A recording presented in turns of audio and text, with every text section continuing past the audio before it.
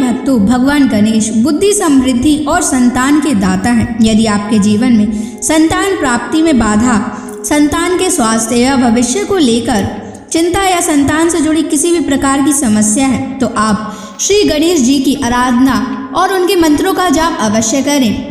भगवान गणेश के मंत्रों का नियमित 108 बार जाप करने से आपके पुत्र पर बने हुए सारे संकट एक बार में ही खत्म हो जाएंगे और आपके पुत्र पर भगवान गणेश की असीम कृपा बनी रहेगी। इसलिए आज हम आपको भगवान गणेश का एक ऐसा चमत्कारी और प्रभावशाली मंत्र बताने जा रहे हैं, जिस मंत्र के नियमित 108 बार जाप करने से आपका पुत्र हमेशा खुश रहेगा और उसका स्वास्थ्य हमेशा अच्छा बना रहेगा।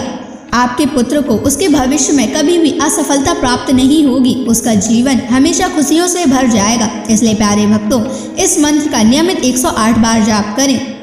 यह गणेश जी का अचूक मंत्र है, इसलिए इस मंत्र का नियमित 108 बार जाप करें। यदि आप इस मंत्र का नियमित 108 बार जाप करने में असफल हैं, तो आप इस वीडियो को अपने मोबाइल फ़ोन पर या स्पीकर पर चलाकर नियमित सुनें।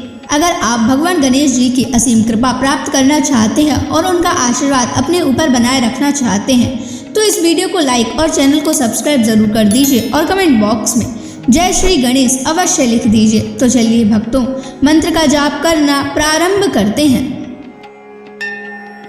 ओम ग्लौम गम गणपतये सर्वदुष्ट ग्रहे बाधा विनाशाय स्वाहा।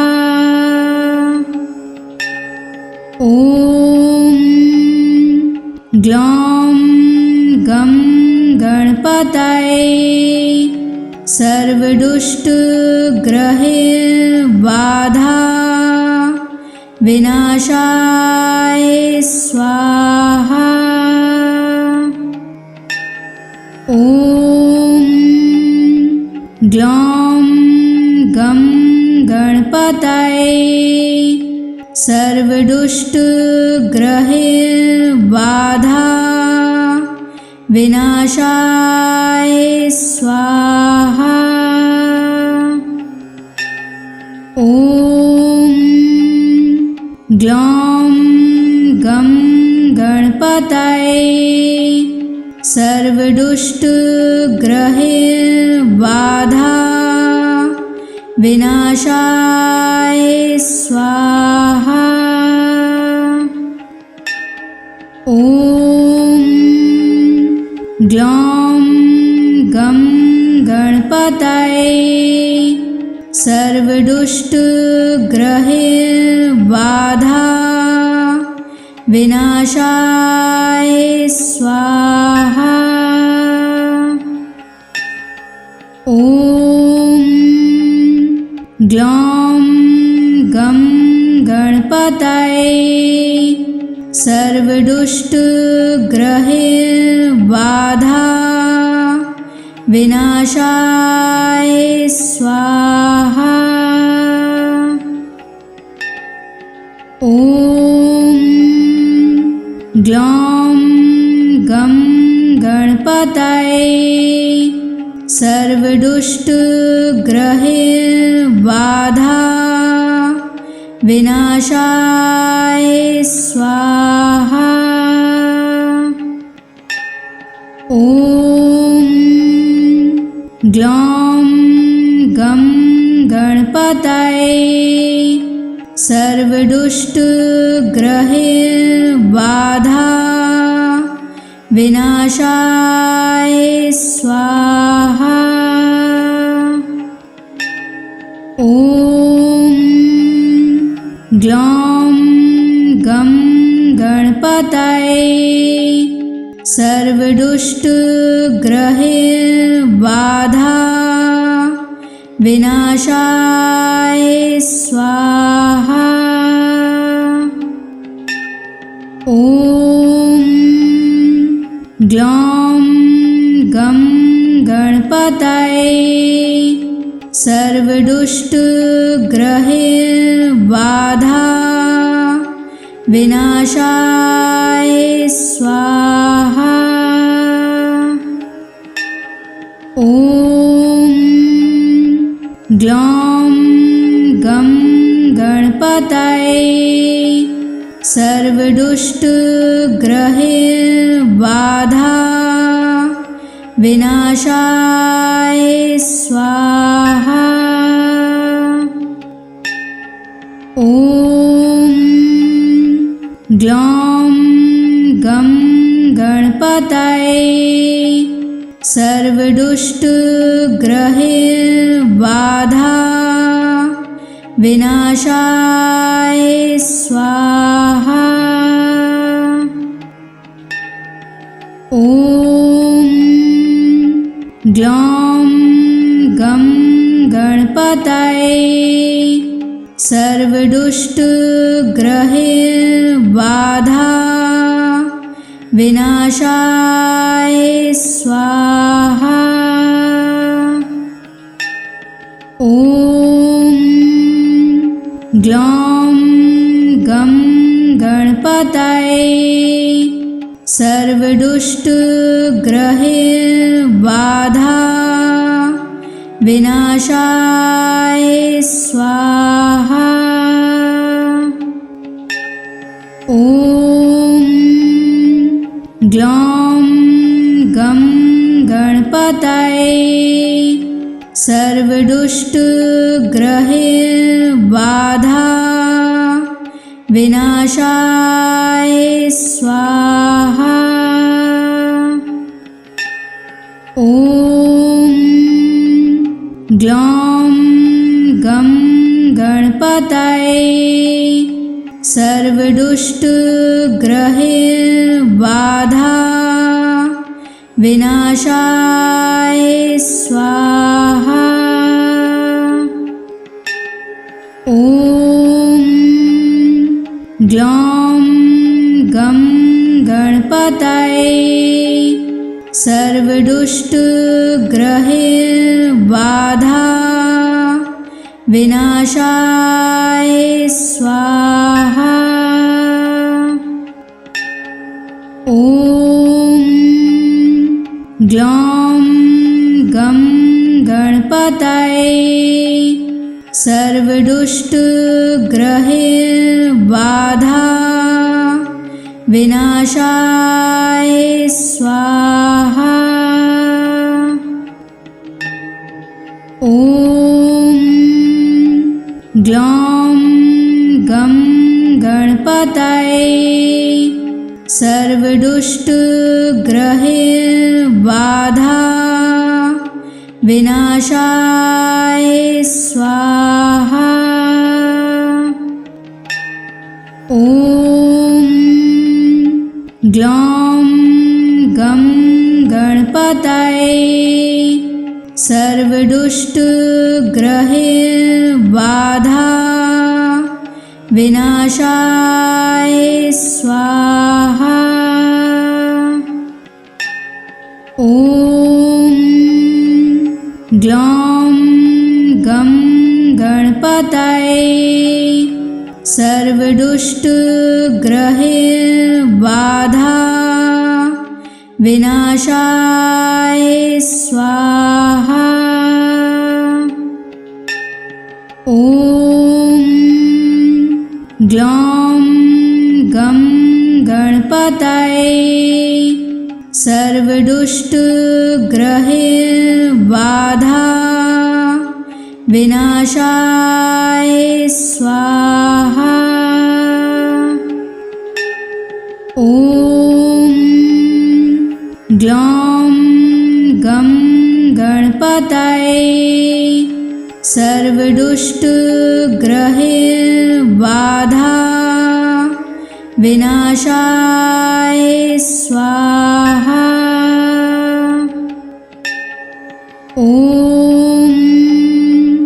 ग्लौं गं गणपतये सर्वदुष्टग्रहबाधा विनाशाय स्वाहा।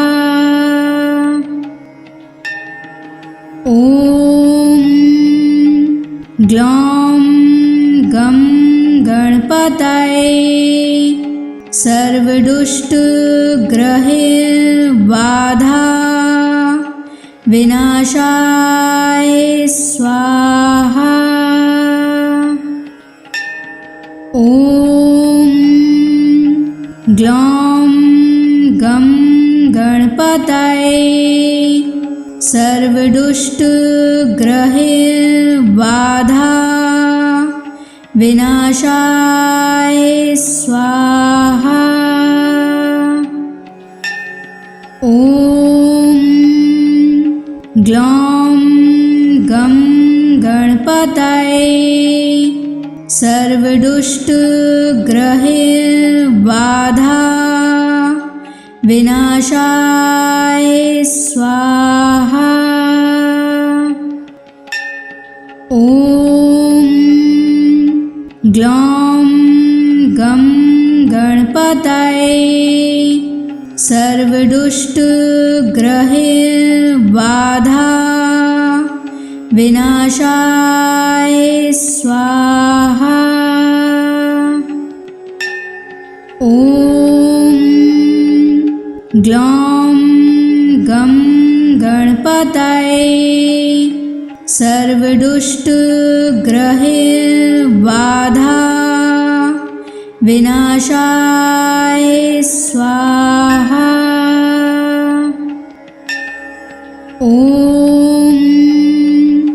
ग्लौं गं गणपतये सर्वदुष्टग्रहैर्बाधा विनाशाय स्वाहा। ॐ ग्लौं गं गणपतये सर्वदुष्टग्रहैर्बाधा विनाशाय स्वाहा। ॐ ग्लौं गं गणपतये सर्वदुष्टग्रहैर्बाधा विनाशाय स्वाहा। ॐ ग्लौं गं गणपतये सर्वदुष्टग्रहैर्बाधा विनाशाय स्वाहा। ॐ ग्लौं गं गणपतये सर्वदुष्टग्रहैर्बाधा विनाशाय स्वाहा। ॐ ग्लौं गं गणपतये सर्वदुष्टग्रहैर्बाधा विनाशाय स्वाहा। ॐ ग्लौं गं गणपतये सर्वदुष्टग्रहैर्बाधा विनाशाय स्वाहा। ॐ ग्लौं गं गणपतये सर्वदुष्टग्रहैर्बाधा विनाशाय स्वाहा। ॐ ग्लौं गं गणपतये सर्वदुष्टग्रहैर्बाधा विनाशाय स्वाहा। ॐ ग्लौं गं गणपतये सर्वदुष्टग्रहैर्बाधा विनाशाय स्वाहा। ॐ ग्लौं गं गणपतये सर्वदुष्टग्रहबाधा विनाशाय स्वाहा। ॐ ग्लौं गं गणपतये सर्वदुष्टग्रहबाधा विनाशाय स्वाहा। ॐ ग्लौं गं गणपतये सर्वदुष्टग्रहबाधा विनाशाय स्वाहा। ॐ ग्लौं गं गणपतये सर्वदुष्टग्रहबाधा विनाशाय स्वाहा। ॐ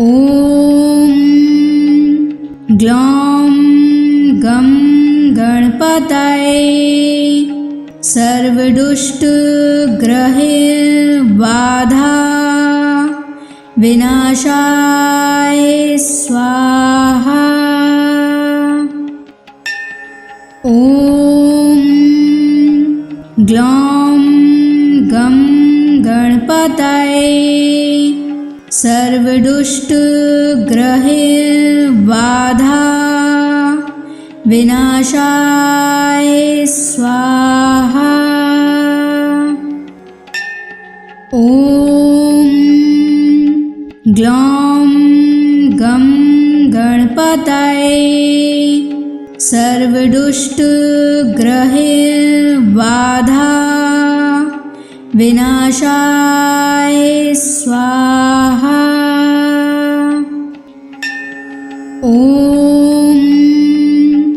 ग्लौं गं गणपतये सर्वदुष्टग्रहबाधा विनाशाय स्वाहा।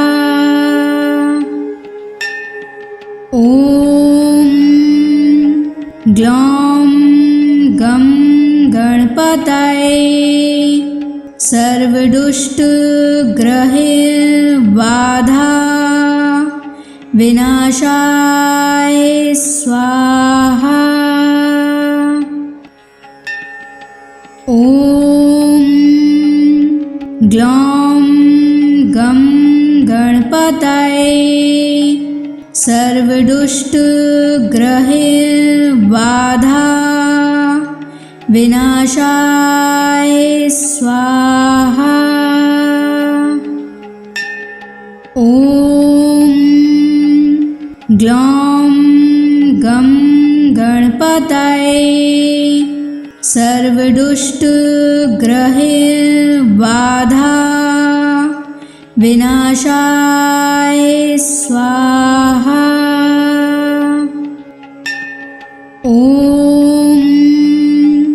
ग्लौं गं गणपतये सर्वदुष्टग्रहबाधा विनाशाय स्वाहा।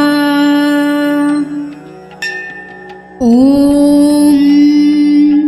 ग्लौं गं गणपतये सर्वदुष्टग्रहबाधा विनाशाय स्वाहा। ॐ ग्लौं गं गणपतये सर्वदुष्टग्रहबाधा विनाशाय स्वाहा। ॐ ग्लौं गं गणपतये सर्वदुष्टग्रहबाधा विनाशाय स्वाहा। ॐ ग्लौं गं गणपतये सर्वदुष्टग्रहबाधा विनाशाय स्वाहा। ॐ ग्लौं गं गणपतये सर्वदुष्टग्रहबाधा विनाशाय स्वाहा। ॐ ग्लौं गं गणपतये सर्वदुष्टग्रहबाधा विनाशाय स्वाहा। ॐ ग्लौं गं गणपतये सर्वदुष्टग्रहबाधा विनाशाय स्वाहा। ॐ ग्लौं गं गणपतये सर्वदुष्टग्रहबाधा विनाशाय स्वाहा। ॐ ग्लौं गं गणपतये सर्वदुष्टग्रहबाधा विनाशाय स्वाहा। ॐ ग्लौं गं गणपतये सर्वदुष्टग्रहबाधा विनाशाय स्वाहा। ॐ ग्लौं गं गणपतये सर्वदुष्टग्रहबाधा विनाशाय स्वाहा। ॐ ग्लौं गं गणपतये सर्वदुष्टग्रहबाधा विनाशाय स्वाहा। ॐ ग्लौं गं गणपतये सर्वदुष्टग्रहबाधा विनाशाय स्वाहा। ॐ ग्लौं गं गणपतये सर्वदुष्टग्रहबाधा विनाशाय स्वाहा। ॐ ग्लौं गं गणपतये सर्वदुष्टग्रहबाधा विनाशाय स्वाहा। ॐ ग्लौं गं गणपतये सर्वदुष्टग्रहबाधा विनाशाय स्वाहा। ॐ ग्लौं गं गणपतये सर्वदुष्टग्रहबाधा सर्वदुष्टग्रहैर्बाधा विनाशाय स्वाहा। ॐ ग्लौं गं गणपतये सर्वदुष्टग्रहैर्बाधा विनाशाय स्वाहा। ॐ ग्लौं गं गणपतये सर्वदुष्टग्रहैर्बाधा विनाशाय स्वाहा। ॐ ग्लौं गं गणपतये सर्वदुष्टग्रहैर्बाधा विनाशाय स्वाहा। ॐ ग्लौं गं गणपतये सर्वदुष्टग्रहैर्बाधा विनाशाय स्वाहा। ॐ ग्लौं गं गणपतये सर्वदुष्टग्रहैर्बाधा विनाशाय स्वाहा। ॐ ग्लौं गं गणपतये सर्वदुष्टग्रहैर्बाधा विनाशाय स्वाहा। ॐ ग्लौं गं गणपतये सर्वदुष्टग्रहैर्बाधा विनाशाय स्वाहा। ॐ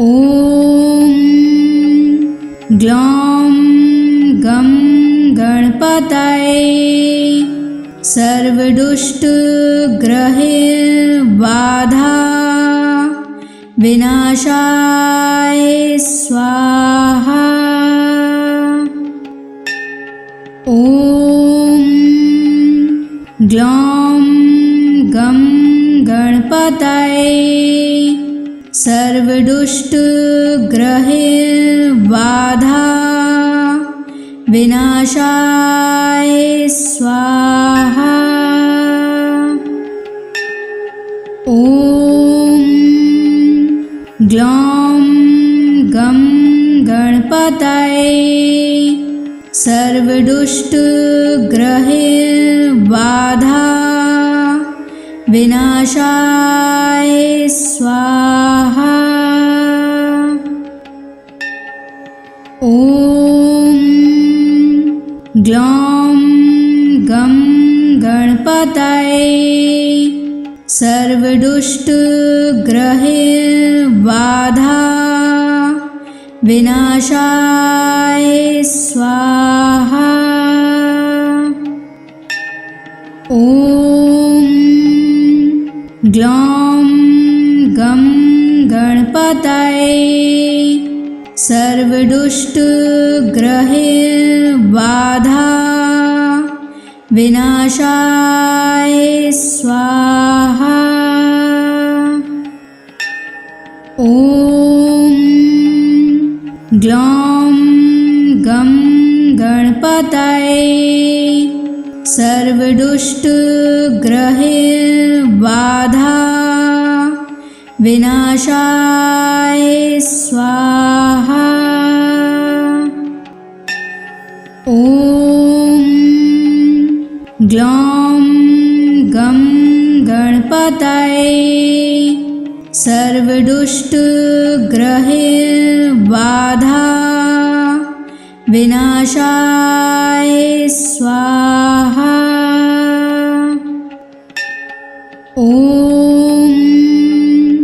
ग्लौं गं गणपतये सर्वदुष्टग्रहबाधा विनाशाय स्वाहा। ॐ ग्लौं गं गणपतये सर्वदुष्टग्रहबाधा विनाशाय स्वाहा। ॐ ग्लौं गं गणपतये सर्वदुष्टग्रहबाधा विनाशाय स्वाहा। ॐ ग्लौं गं गणपतये सर्वदुष्टग्रहबाधा विनाशाय स्वाहा। ॐ ग्लौं गं गणपतये सर्वदुष्टग्रहबाधा विनाशाय स्वाहा। ॐ ग्लौं गं गणपतये सर्वदुष्टग्रहबाधा विनाशाय स्वाहा। ॐ ग्लौं गं गणपतये सर्वदुष्टग्रहबाधा विनाशाय स्वाहा। ॐ ग्लौं गं गणपतये सर्वदुष्टग्रहबाधा विनाशाय स्वाहा। ॐ ग्लौं गं गणपतये सर्वदुष्टग्रहबाधा विनाशाय स्वाहा। ॐ ग्लौं गं गणपतये सर्वदुष्टग्रहबाधा विनाशाय स्वाहा। ॐ ग्लौं गं गणपतये सर्वदुष्टग्रहबाधा विनाशाय स्वाहा।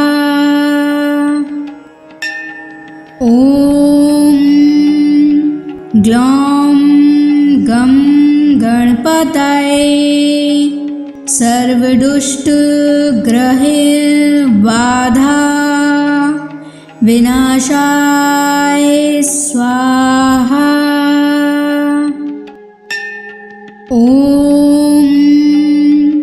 ग्लौं गं गणपतये सर्वदुष्टग्रहबाधा विनाशाय स्वाहा। ॐ ग्लौं गं गणपतये सर्वदुष्टग्रहबाधा विनाशाय स्वाहा। ॐ ग्लौं गं गणपतये सर्वदुष्टग्रहैर्बाधा विनाशाय स्वाहा। ॐ ग्लौं गं गणपतये सर्वदुष्टग्रहैर्बाधा विनाशाय स्वाहा। ॐ ग्लौं गं गणपतये सर्वदुष्टग्रहैर्बाधा विनाशाय स्वाहा। ॐ ग्लौं गं गणपतये सर्वदुष्टग्रहैर्बाधा विनाशाय स्वाहा। ॐ ग्लौं गं गणपतये सर्वदुष्टग्रहैर्बाधा विनाशाय स्वाहा। ॐ ग्लौं गं गणपतये सर्वदुष्टग्रहैर्बाधा विनाशाय स्वाहा। ॐ ग्लौं गं गणपतये सर्वदुष्टग्रहैर्बाधा विनाशाय स्वाहा। ॐ ग्लौं गं गणपतये सर्वदुष्टग्रहैर्बाधा विनाशाय स्वाहा। ॐ ग्लौं गं गणपतये सर्वदुष्टग्रहैर्बाधा विनाशाय स्वाहा। ॐ ग्लौं गं गणपतये सर्वदुष्टग्रहैर्बाधा विनाशाय स्वाहा। ॐ ग्लौं गं गणपतये सर्वदुष्टग्रहैर्बाधा विनाशाय स्वाहा। ॐ ग्लौं गं गणपतये सर्वदुष्टग्रहैर्बाधा विनाशाय स्वाहा। ॐ ग्लौं गं गणपतये सर्वदुष्टग्रहैर्बाधा विनाशाय स्वाहा। ॐ ग्लौं गं गणपतये सर्वदुष्टग्रहैर्बाधा विनाशाय स्वाहा। ॐ ग्लौं गं गणपतये सर्वदुष्टग्रहैर्बाधा विनाशाय स्वाहा।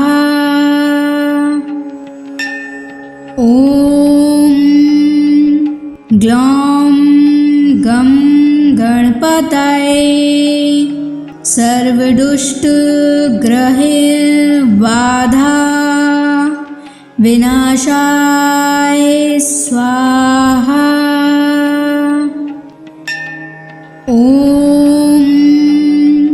ग्लौं गं गणपतये सर्वदुष्टग्रहबाधा विनाशाय स्वाहा। ॐ ग्लौं गं गणपतये सर्वदुष्टग्रहबाधा विनाशाय स्वाहा। ॐ ग्लौं गं गणपतये सर्वदुष्टग्रहबाधा विनाशाय स्वाहा। ॐ ग्लौं गं गणपतये सर्वदुष्टग्रहबाधा विनाशाय स्वाहा। ॐ ग्लौं गं गणपतये सर्वदुष्टग्रहबाधा विनाशाय स्वाहा।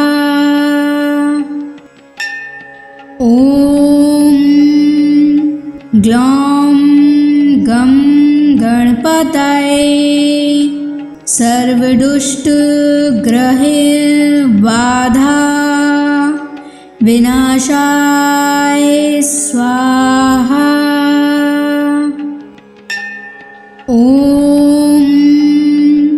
ग्लौं गं गणपतये सर्वदुष्टग्रहबाधा विनाशाय स्वाहा। ॐ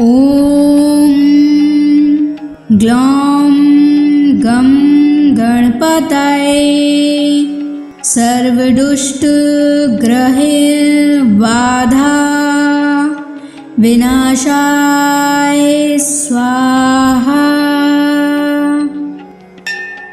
ॐ ग्लौं गं गणपतये सर्वदुष्टग्रहबाधा विनाशाय स्वाहा। ॐ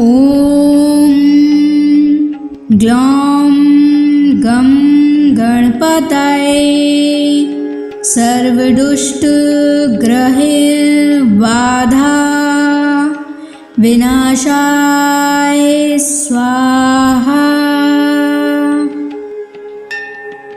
ॐ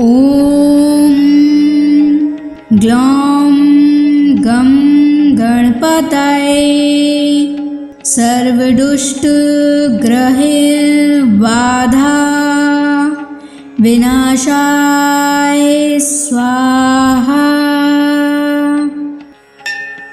ॐ ग्लौं गं गणपतये सर्वदुष्टग्रहबाधा विनाशाय स्वाहा। ॐ ग्लौं गं गणपतये सर्वदुष्टग्रहबाधा विनाशाय स्वाहा। ॐ ग्लौं गं गणपतये सर्वदुष्टग्रहबाधा विनाशाय स्वाहा। ॐ ग्लौं गं गणपतये सर्वदुष्टग्रहबाधा विनाशाय स्वाहा। ॐ ग्लौं गं गणपतये सर्वदुष्टग्रहबाधा विनाशाय स्वाहा। ॐ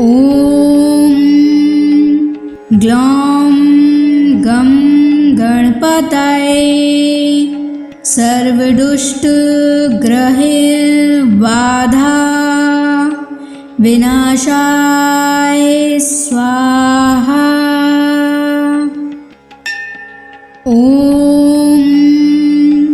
ग्लौं गं गणपतये सर्वदुष्टग्रहबाधा विनाशाय स्वाहा। ॐ ग्लौं गं गणपतये सर्वदुष्टग्रहबाधा विनाशाय स्वाहा। ॐ ग्लौं गं गणपतये सर्वदुष्टग्रहबाधा विनाशाय स्वाहा। ॐ ग्लौं गं गणपतये सर्वदुष्टग्रहबाधा विनाशाय स्वाहा। ॐ ग्लौं गं गणपतये सर्वदुष्टग्रहबाधा विनाशाय स्वाहा। ॐ ग्लौं गं गणपतये सर्वदुष्टग्रहबाधा विनाशाय स्वाहा। ॐ ग्लौं गं गणपतये सर्वदुष्टग्रहबाधा विनाशाय स्वाहा। ॐ ग्लौं गं गणपतये सर्वदुष्टग्रहबाधा विनाशाय स्वाहा। ॐ ग्लौं गं गणपतये सर्वदुष्टग्रहबाधा विनाशाय स्वाहा। ॐ ग्लौं गं गणपतये सर्वदुष्टग्रहबाधा विनाशाय स्वाहा। ॐ ग्लौं गं गणपतये सर्वदुष्टग्रहबाधा विनाशाय स्वाहा। ॐ ग्लौं गं गणपतये सर्वदुष्टग्रहबाधा विनाशाय स्वाहा। ॐ ग्लौं गं गणपतये सर्वदुष्टग्रहबाधा विनाशाय स्वाहा। ॐ ग्लौं गं गणपतये सर्वदुष्टग्रहबाधा विनाशाय स्वाहा। ॐ ग्लौं गं गणपतये सर्वदुष्टग्रहबाधा विनाशाय स्वाहा। ॐ ग्लौं गं गणपतये सर्वदुष्टग्रहबाधा विनाशाय स्वाहा। ॐ ग्लौं गं गणपतये सर्वदुष्टग्रहबाधा विनाशाय स्वाहा। ॐ ग्लौं गं गणपतये सर्वदुष्टग्रहबाधा विनाशाय स्वाहा। ॐ ग्लौं गं गणपतये सर्वदुष्टग्रहबाधा विनाशाय स्वाहा। ॐ ग्लौं गं गणपतये सर्वदुष्टग्रहबाधा विनाशाय स्वाहा। ॐ ग्लौं गं गणपतये सर्वदुष्टग्रहबाधा विनाशाय स्वाहा। ॐ ग्लौं गं गणपतये सर्वदुष्टग्रहबाधा विनाशाय स्वाहा। ॐ ग्लौं गं गणपतये सर्वदुष्टग्रहबाधा विनाशाय स्वाहा। ॐ ग्लौं गं गणपतये सर्वदुष्टग्रहबाधा विनाशाय स्वाहा। ॐ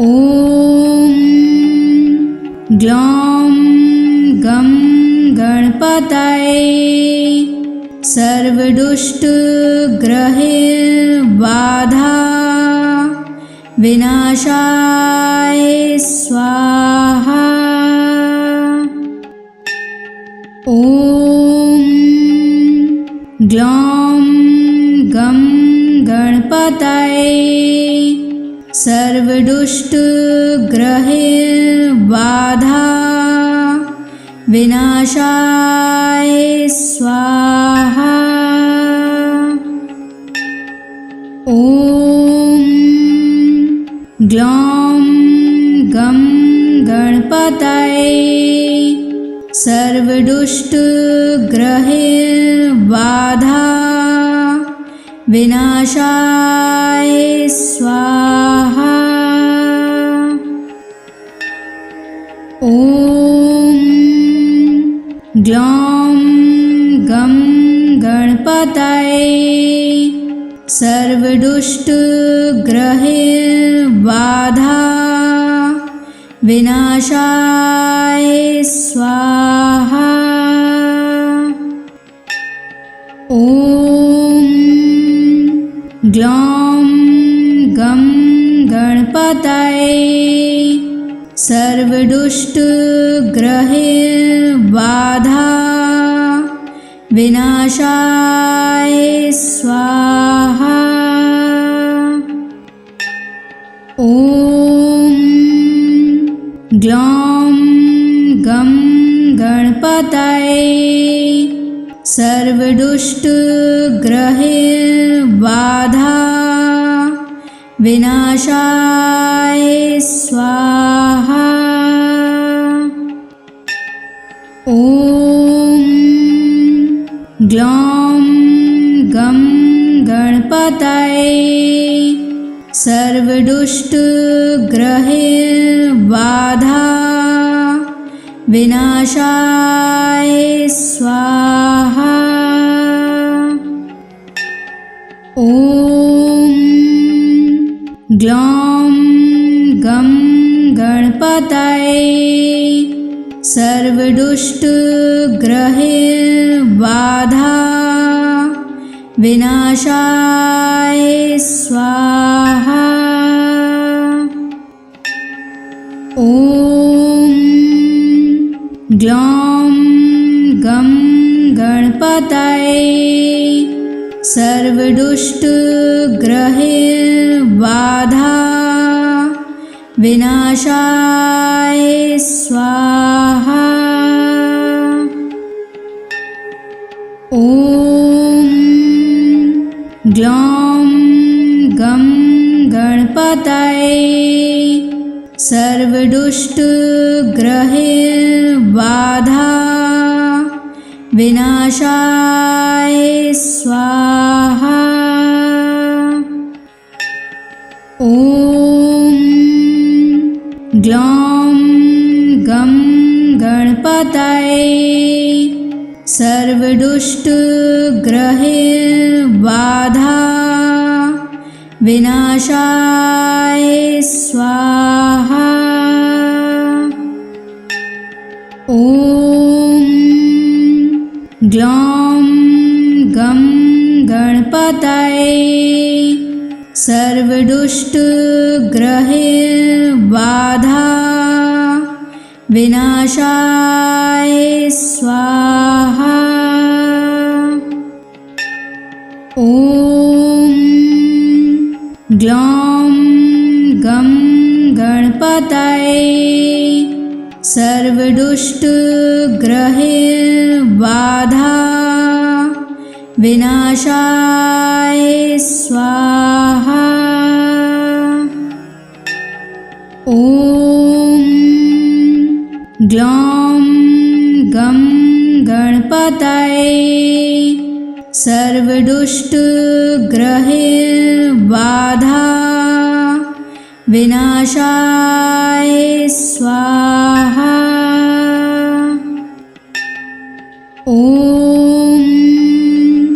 ग्लौं गं गणपतये सर्वदुष्टग्रहबाधा विनाशाय स्वाहा।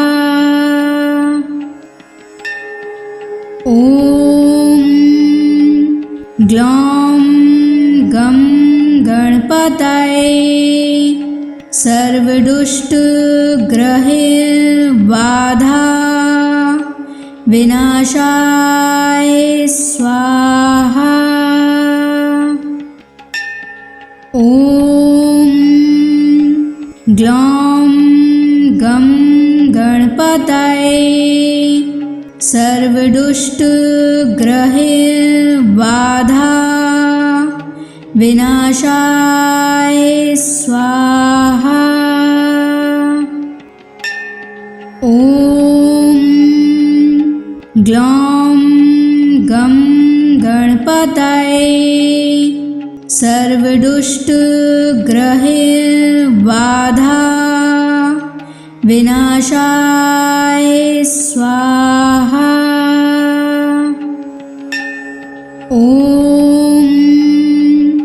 ग्लौं गं गणपतये सर्वदुष्टग्रहबाधा विनाशाय स्वाहा। ॐ ग्लौं गं गणपतये सर्वदुष्टग्रहबाधा विनाशाय स्वाहा। ॐ ग्लौं गं गणपतये सर्वदुष्टग्रहबाधा विनाशाय स्वाहा। ॐ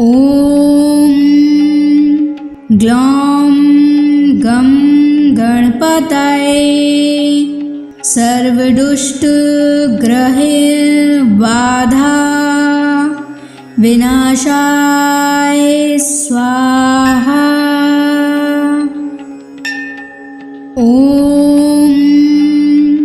ग्लौं गं गणपतये सर्वदुष्टग्रहबाधा विनाशाय स्वाहा।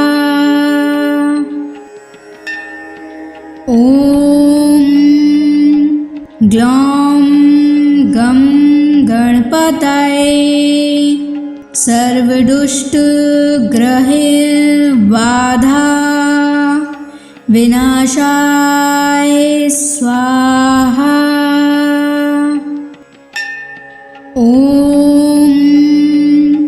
ग्लौं गं गणपतये सर्वदुष्टग्रहबाधा विनाशाय स्वाहा। ॐ ग्लौं गं गणपतये सर्वदुष्टग्रहबाधा विनाशाय स्वाहा। ॐ ग्लौं गं गणपतये सर्वदुष्टग्रहबाधा विनाशाय स्वाहा। ॐ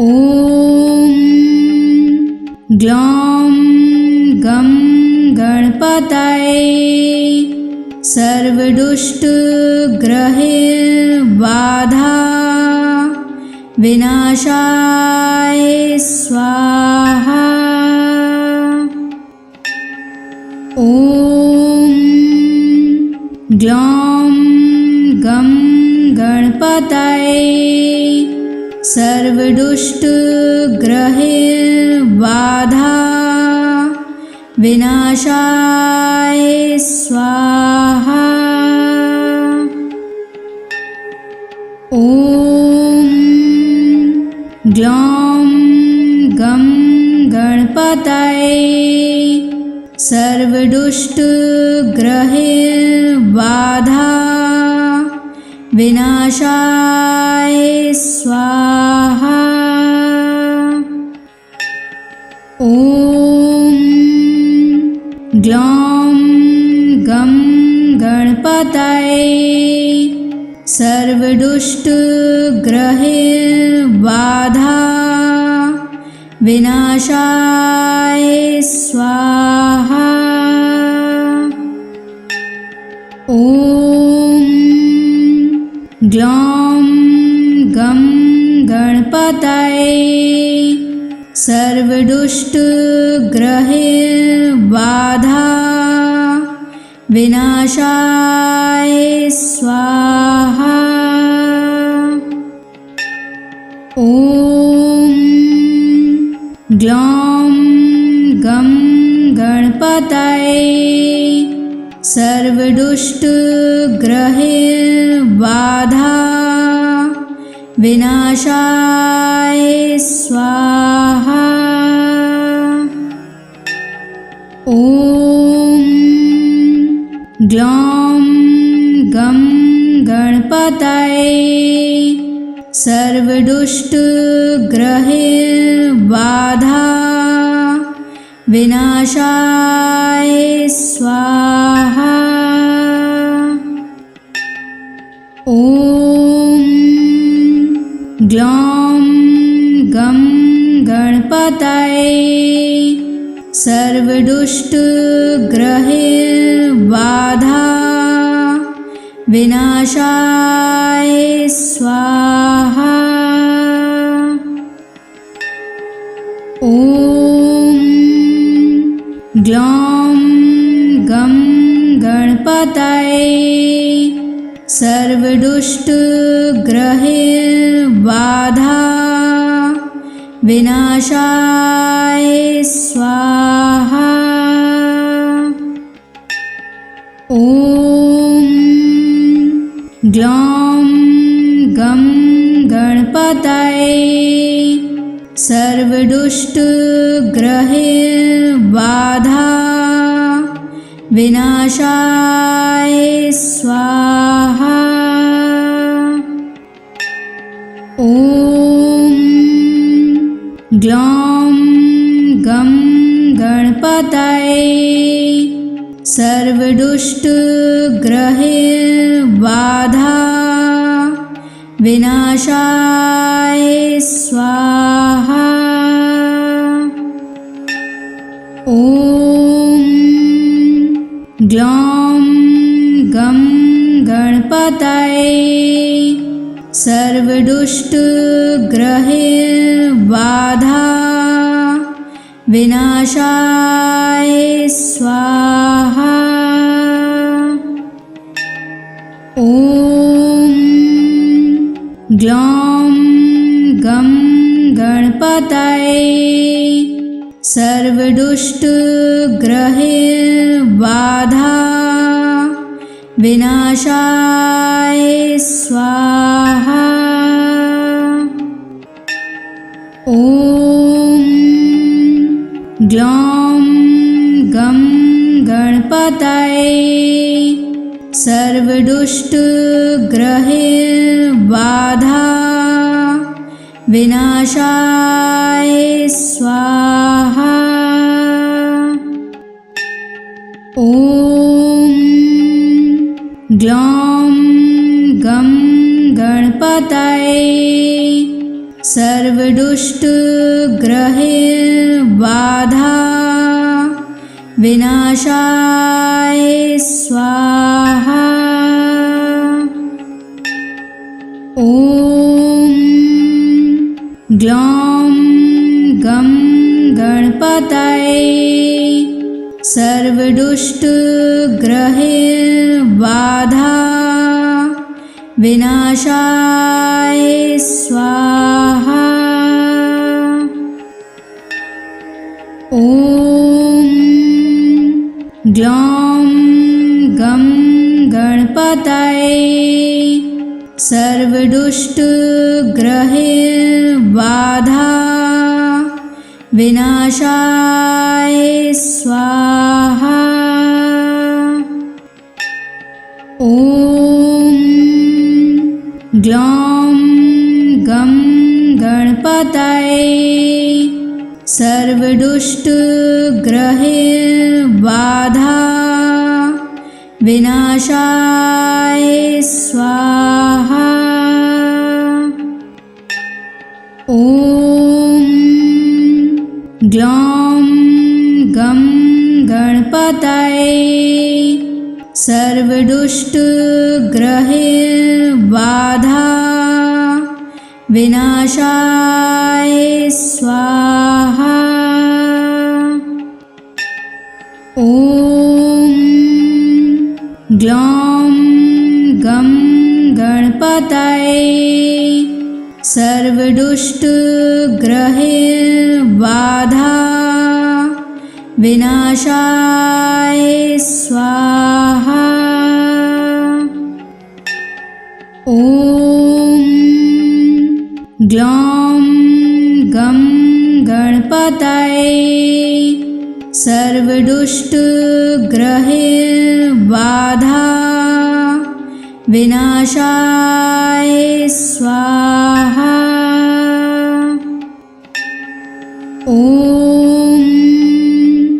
ग्लौं गं गणपतये सर्वदुष्टग्रहबाधा विनाशाय स्वाहा।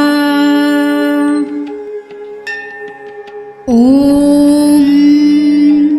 ग्लौं गं गणपतये सर्वदुष्टग्रहबाधा विनाशाय स्वाहा।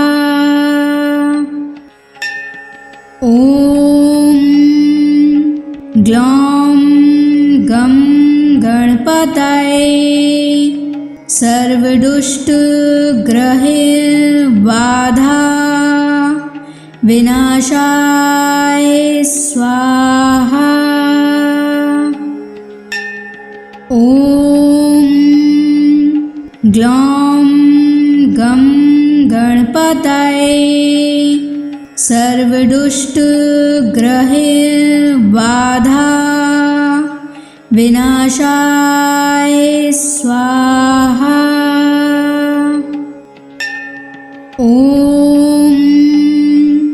ग्लौं गं गणपतये सर्वदुष्टग्रहबाधा विनाशाय स्वाहा। ॐ ग्लौं गं गणपतये सर्वदुष्टग्रहबाधा विनाशाय स्वाहा। ॐ ग्लौं गं गणपतये सर्वदुष्टग्रहबाधा विनाशाय स्वाहा। ॐ ग्लौं गं गणपतये सर्वदुष्टग्रहबाधा विनाशाय स्वाहा। ॐ ग्लौं गं गणपतये सर्वदुष्टग्रहबाधा विनाशाय स्वाहा। ॐ ग्लौं गं गणपतये सर्वदुष्टग्रहबाधा विनाशाय स्वाहा। ॐ ग्लौं गं गणपतये सर्वदुष्टग्रहबाधा विनाशाय स्वाहा। ॐ ग्लौं गं गणपतये सर्वदुष्टग्रहबाधा विनाशाय स्वाहा। ॐ ग्लौं गं गणपतये सर्वदुष्टग्रहबाधा विनाशाय स्वाहा। ॐ ग्लौं गं गणपतये सर्वदुष्टग्रहबाधा विनाशाय स्वाहा। ॐ ग्लौं गं गणपतये सर्वदुष्टग्रहबाधा विनाशाय स्वाहा। ॐ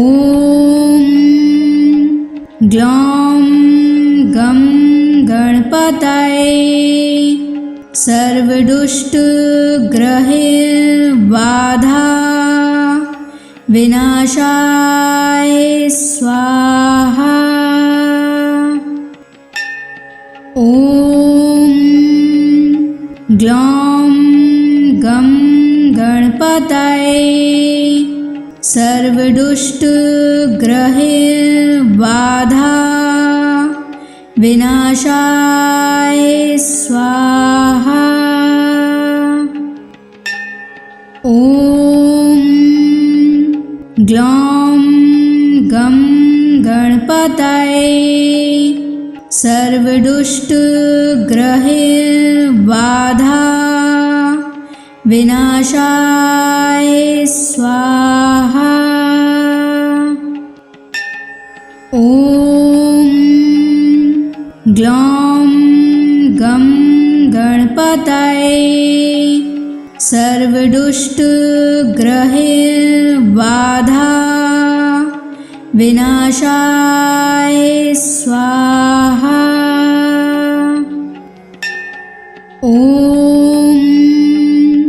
ग्लौं गं गणपतये सर्वदुष्टग्रहबाधा विनाशाय स्वाहा। ॐ ग्लौं गं गणपतये सर्वदुष्टग्रहबाधा विनाशाय स्वाहा। ॐ ग्लौं गं गणपतये सर्वदुष्टग्रहबाधा विनाशाय स्वाहा। ॐ ग्लौं गं गणपतये सर्वदुष्टग्रहबाधा विनाशाय स्वाहा। ॐ ग्लौं गं गणपतये सर्वदुष्टग्रहबाधा विनाशाय स्वाहा। ॐ ग्लौं गं गणपतये सर्वदुष्टग्रहबाधा विनाशाय स्वाहा। ॐ ग्लौं गं गणपतये